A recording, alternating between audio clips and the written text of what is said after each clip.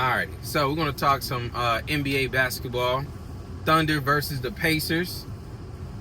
Yeah, OKC definitely probably win this in 5. Got shot game 1. Now I'm like, I don't know. I think this is the series for the Pacers to win. I don't want to say that, but let me explain why. I took a second, kind of watched some of the highlights, a little bit of the fourth quarter mainly, went back, and I just wanted to kind of look at it to see what happened. And there's some stats that we just want to kind of go through with y'all. So I looked at the team box sheet, and the Pacers actually won the field goal percentage. Shot 48%. Thunder shot 40%. Pacers shot 46% from 3 in the NBA. They shot almost 50% from the Pacers. Yeah. Thunder only shot 37% from downtown. And this is the big thing that you were talking about specifically. Pacers got 56 rebounds. OKC only had 39. 56 to 39. They won the rebound battle. And if you win the rebound battle, you won it more than the other team. The assist was another alarming stat for the Thunder. They only had 13. And the Pacers had 24. I don't know if you can consider that a low assist game in general. In general for both sides. Yeah, I mean, I say 20 assists is probably average. Halliburton is usually always flirting around with a double-double. So that'd be triple-double. I was saying, so he just 10. That's almost 30. And this is where it gets really interesting when I just sat down and looked at the box score, because remember I was telling you, man, I thought the Thunder played really well the whole game. I looked back, I was like, oh, I got a little thrown off because how they played quarter 1, and I think I was just mentally holding on to that quarter 1. Because if you look at the stat sheet, they won a very convincing first quarter, but then they barely won the second, and they lost the rest of it, which basically means that they started losing towards the end of the first quarter. Couldn't go back. I close your face, and they couldn't keep it up. But this is what I thought was a wild stat. Pacers had 25 turnovers. OKC only had 7. There's 4 quarters in the game. The Pacers had 19 at halftime. 4 quarters, 7 turnovers. So that means they didn't even average 2 turnovers a game. I did some digging, and I got an interesting stat that I'm going to share with you. Well, I have to tell you right now, it was just so crazy. The Pacers are the first team to win a game with a turnover margin of 15 or more. First time. Yeah, 1 out of 80. 1 out of 182. 1 out of 182. Virtually impossible statistically to win. They're the first. No team's ever done that before. That's a crazy stat. Having 18 or more turnovers. This is the first time in the NBA Finals that that's happened. That's why I said I'm leaning more towards changing. I think the Pacers wanted more. I think the Pacers wanted more. But look at this stat sheet.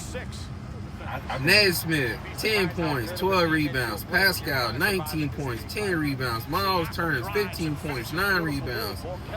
You like them? How you say his name? Nimbar, 14 points, 4 assists, 4 rebounds, 6 assists. Halliburton, who I thought was a little contained. I know you know we kind of talk about the point guard for the Thunder, and I felt like he played him well to the end. When he hit him with just a simple little, like he hit a little young kid. He played young kid. Like I just need to get a little bit more space on pull on him. Topin, 17 off the bench, 17 points off the bench, and McConnell. I think McConnell got that play style like the guy the Y. He was the leading scorer, I think, in the first half. Was TJ Yeah, man. So he kept them in there for that first half. Definitely get me in that. The Pacers had nobody to record a double-double. think they had one player who had more than 3 assists. I could be wrong.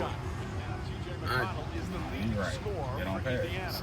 Hey, Ball don't move in OKC. Pacers were facing a 15-point deficit in the fourth quarter. They rallied to win the game at the very end, lost the whole entire game until the very end. In a final, this is the first time in a finals game since 1971 that a team has come back and won that. They've pulled off 15-point comebacks 5 times in this postseason. They've killed a 15-plus point deficit 5 times, and they won every series that they did it in. So, you know, you had what, 2 against the Knicks, you had 1 against Milwaukee, you had 1 against the Cleveland. Yeah. And then now you had this one right here. You want to know a stat that you probably know anything about? Look at this right here. Tyrese nailed a game winner. Yeah, I know about Another one. Oh, you know about this stat? Oh, yeah. That gives him how many? And 4. And there's another interesting stat. 4. And this whole season, he has more than double than any player in the league.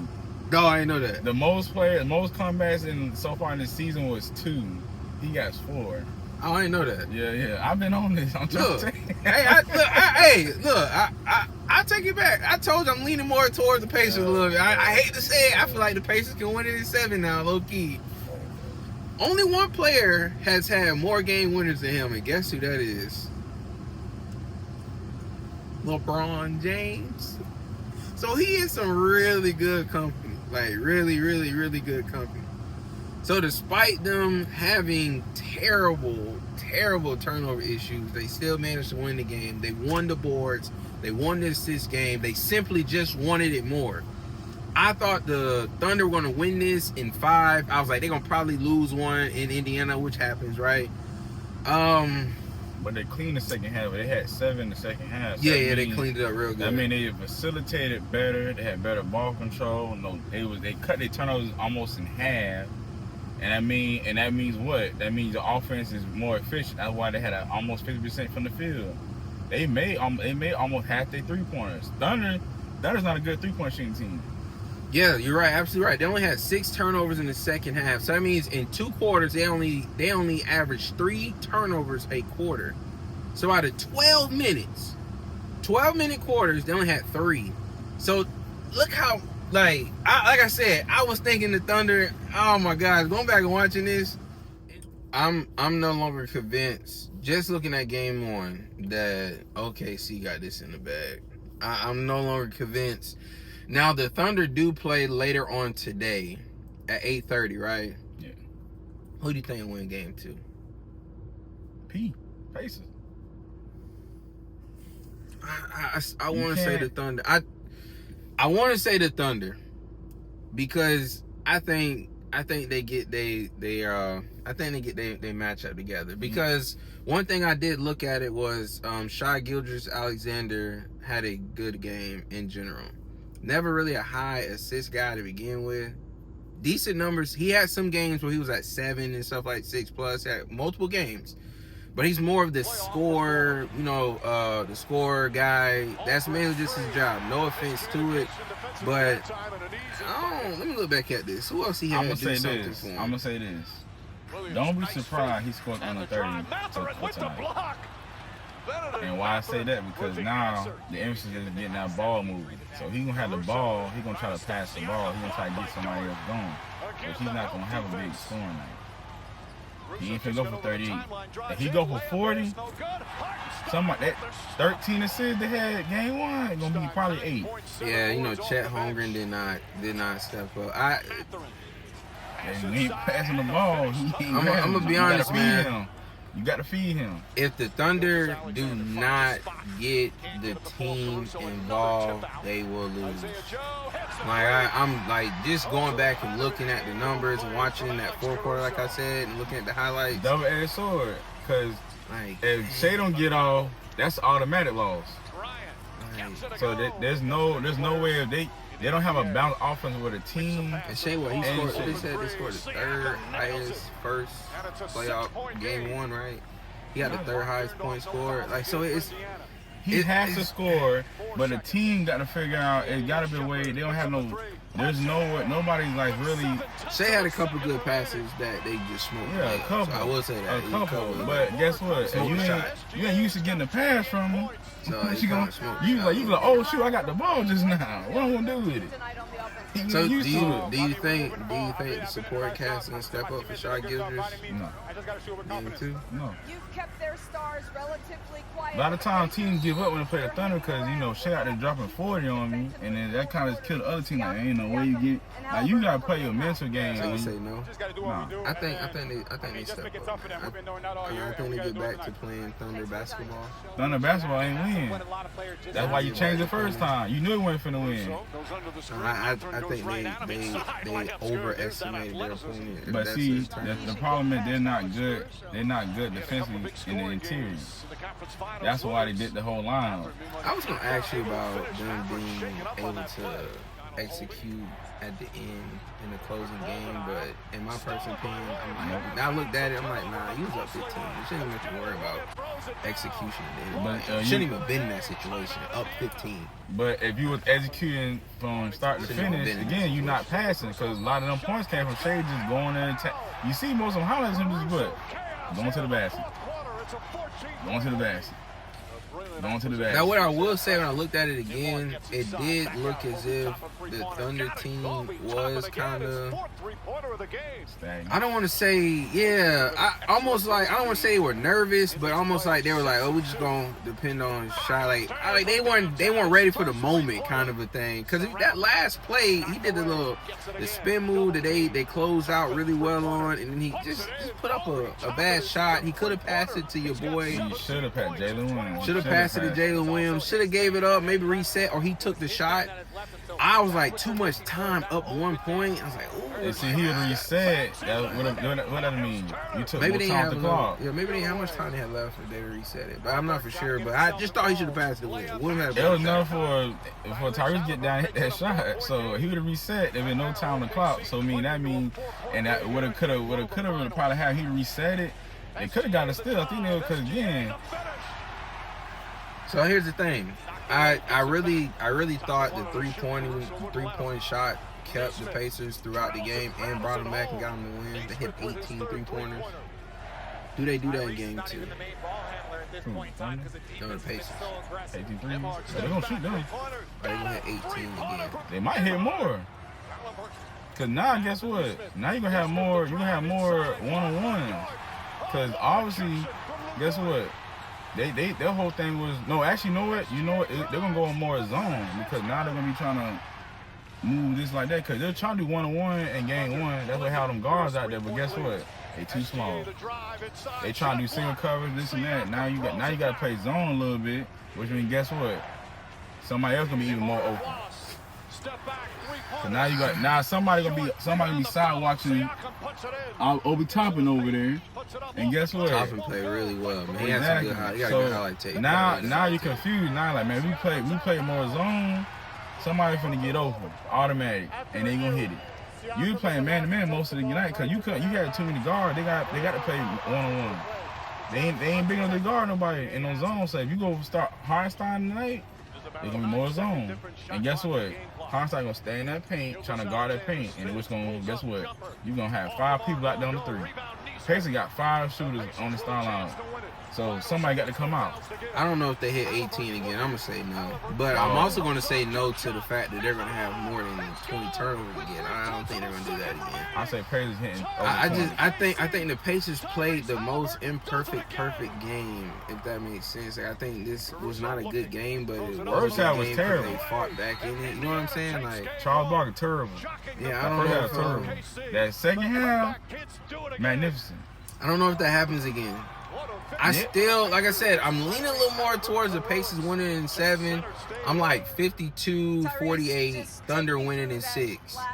But I do, if it goes to a game 7, I ain't gonna lie to you. I don't know if the Thunder gonna. I don't know, man. But see, the thing about it Pacers is, got a team that works well, and they're playing nice and good together. Like, they look great. Like, I'm like, I actually had to sit down, like, man, the Pacers actually. but you gotta think about this. You couldn't beat me, and I had 25 turnovers. 26 turnovers, 26, 27 turnovers. I had 25. I had 25 turnovers. You couldn't beat me. So if they don't even turn the ball, period, it's gonna be a landslide. Like, you know, Pacers know how to outscore people. Like, their bread and butter is scoring. So imagine if they even cut it down to 13 turnovers. That's almost at least another 10 to 12 more points to their scoring board. Where they probably almost had 130. And look, I ain't want to backtrack, but I was thinking to myself when you said that, who was something? So, the Thunder only scored 11 points off of 19. This should be a blowout. Who scored them 11? Man, we keep believing. Like, very terrible. Here's one from Carlton Turner. They still the ball. Like, I don't and have throw the anything shade. negative to say about Shai Gilgeous-Alexander except that I thought he took a bad shot at the end. But if he Terrible would have shot. made it, it would have been a great play. Like, it'd have been that Kobe-esque kind of But I don't think he's making that because Tracy McGrady. You know what I mean? It would have been like that style of it. I'm looking at the entire team because the entire Indiana team came back to beat the Thunder. And he probably shot most of their three. He probably made most of their three with Shea. Shea probably made most of their three. I didn't look at it. I ain't looking, but I'm against. I guarantee who made the most threes probably was Shea, and he ain't a good 3-point shooter. So I can't really, like I said, I can't say nothing negative. Like, man, the Thunder team got to step up, man. Hey, it was really like one guy came out there for OKC ready to play, and everybody else didn't. You got to. That's really the best way for me. I was like, damn, like everybody wasn't ready. It's like they thought they was gonna coast to game 1, almost like that. Like they were gonna coast. It's all about matchups. If they don't get it together, man, Pacers in 7.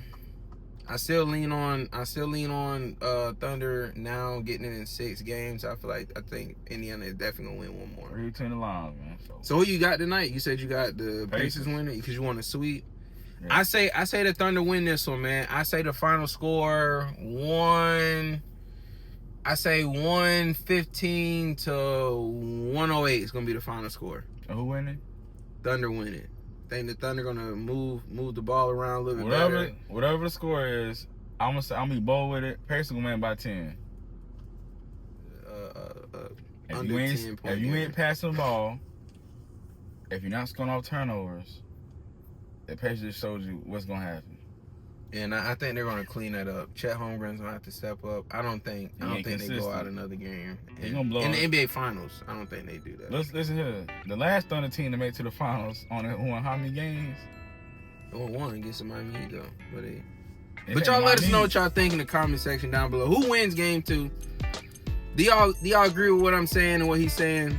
I think the Thunder didn't want it as much as the Pacers. Simply, I just really think the Pacers wanted it better or wanted it more. They played better as a team, and they kept fighting their way back into it, even though having a disastrous turnover stat line. Any final thoughts on that? What do you got to say with this one? Ain't how you start, how you finish. Ain't how you start, man. They finished a really good game, man. And Tyrese Haliburton just came out. He didn't even do no crazy Kyrie move. He just started. Stuck him. Boop. Dropped them off again, like he done did every team so far. Like, why you put Wallace on? But hey, guys, let us know what y'all think down below. Appreciate y'all tuning in. We're gonna move on and we're gonna talk some Aaron Rodgers now.